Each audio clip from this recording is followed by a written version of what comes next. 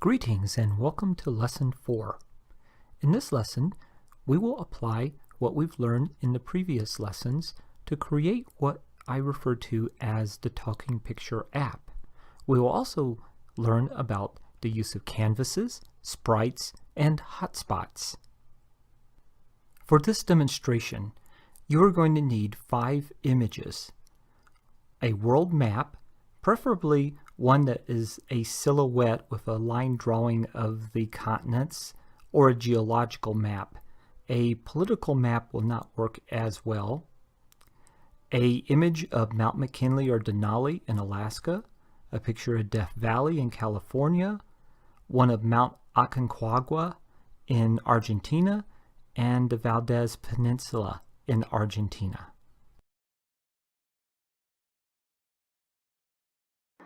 To get started, I have uploaded my 5 images, and the first thing I want to do is to add a canvas to my app. A canvas is a space on the visual display where you can have various objects and take advantage of the touch-sensitive properties of the Android device to move those objects or manipulate those objects within the canvas.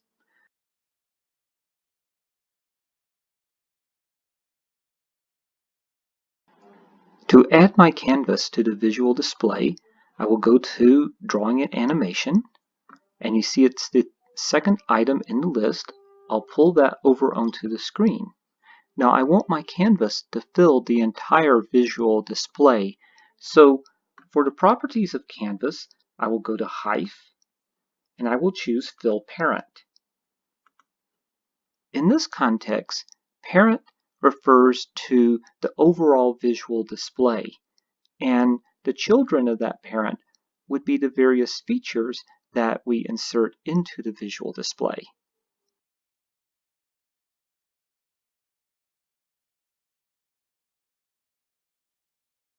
So after setting the height to fill parent, I'll now set the width to fill parent. And the next thing I want to do is set the background image. So I will set that to be my world map. And now my world map is the background image.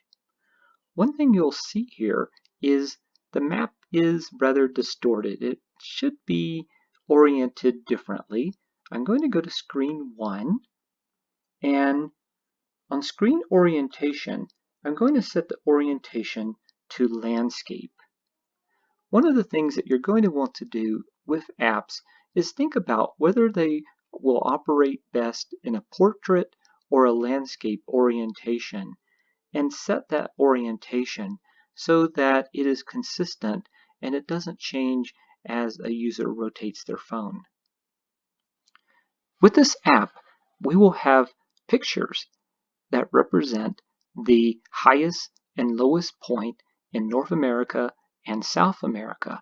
And each of these pictures will serve as a hotspot so that when a user taps the picture, the app will tell the person about the object of that picture.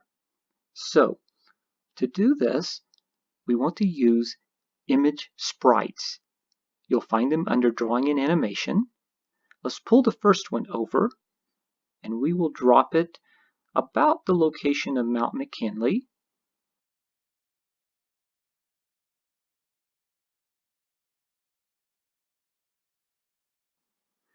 Now the next thing we want to do is obviously rename that.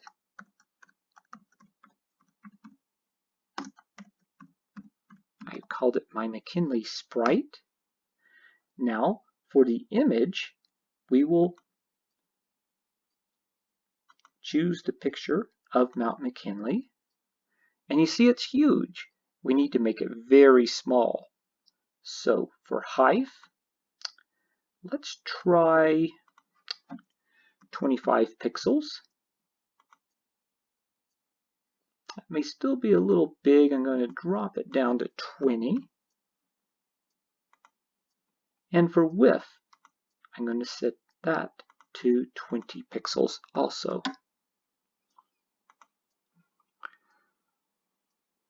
And it's right about where I want it to be. At this point now, let's go ahead and add each of the other images and place them in their appropriate positions.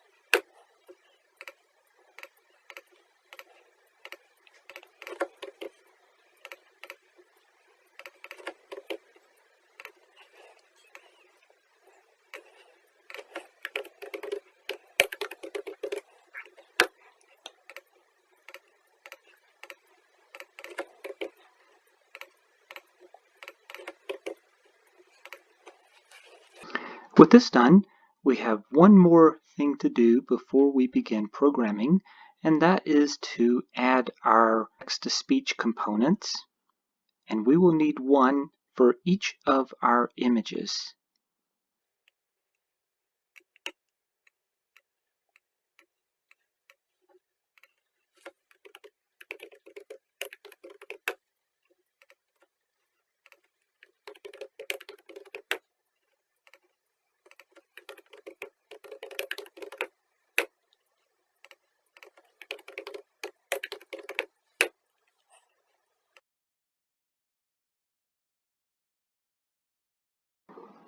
The programming for this app is going to be similar to what we've done before, with one minor exception. So we go to the sprite for McKinley, and with the sprite, you see that we have options, much like we had with the buttons, and we want the one when .touched, which is an event handler, much like what we did with the buttons.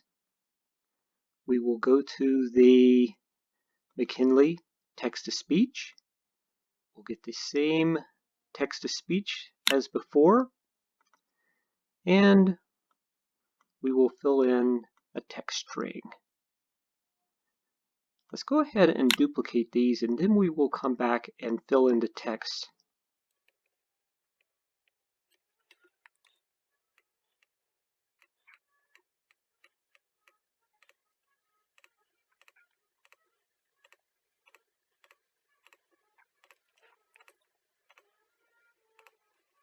Here is the text that you can enter for each of the text-to-speech components.